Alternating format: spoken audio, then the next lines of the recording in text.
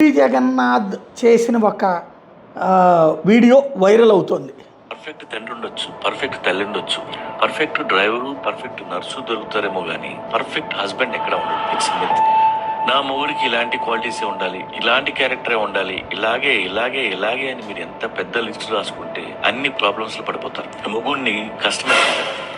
అందుకే పెళ్ళైన ప్రతి ఆడది ఏదో ఒక టైంలో కన్నీళ్లు పెట్టాల్సిందే, తప్పు.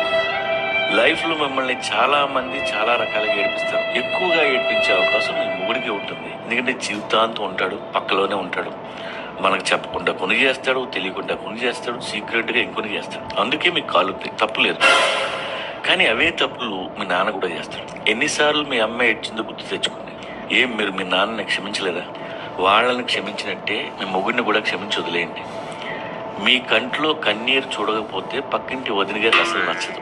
ఆవిడ చెప్పే మాటలు విని అనవసరంగా మూడుతో గొడవపడద్దు. పోనీ ఆవిడ మొగుడు ఏమన్నా శ్రీరామచంద్రుడా? కాదే. అందరి పెళ్ళాల కంటే ఎక్కువ ఏడ్చింది రాముడు పెళ్ళాలి.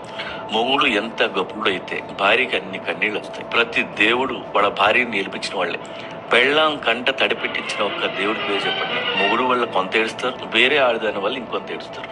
మీకు ఏడవడం వచ్చని తెలిస్తే అందరూ మిమ్మల్ని ఏడిపిస్తారు. అవసరం. అందుకే మీరు సుఖంగా ఉన్నట్టు దయచేసి ఏ పిన్ని గారికి చెప్పొద్దు. కనిపించినప్పుడల్లా కష్టాలు చెప్పండి. అమ్మయ్య, దీని జీవితం కూడా నాలాగే సంకనాథుంది స్వామి, అది చాలు నాకు అనుకుని హ్యాపీగా వెళ్ళిపోద్ది.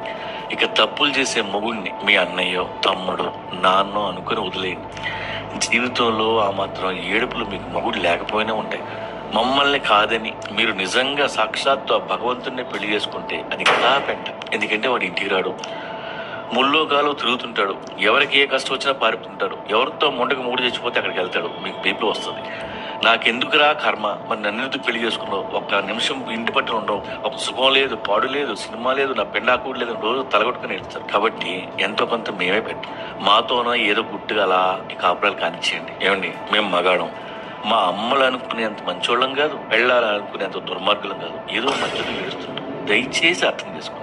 ఇక్కడ పర్ఫెక్ట్ హస్బెండ్ కానీ పర్ఫెక్ట్ వైఫ్ కానీ ఎవ్వరూ ఉండరు. పెళ్ళి అంటేనే అడ్జస్ట్మెంట్ ఆఫ్ ఇండియా, అంతే. అంతా బాగానే ఉంది, కానీ ఇక్కడ సమస్య ఏంటంటే దేవుళ్ళ భార్యలు ఎవరితో ఏడిచారు పాపం, ఈయనతో చెప్పారా? దేవుళ్ళ భార్యలు దేవతలు అవుతారు. ఆ దేవతలు తమ భక్తుల బాగు కోరతారు. దిక్కుమాలిన వామపక్షీయులు రాసినటువంటి సినిమా స్టోరీలు చూసినట్టున్నాడు ఈయన. అది చూసి అందులో ఏడ్చారు కాబట్టి అన్నటువంటిది. దేవుళ్ళ భార్యలు ఏడ్చినట్టు ఏ పురాణాల్లోనూ లేదు.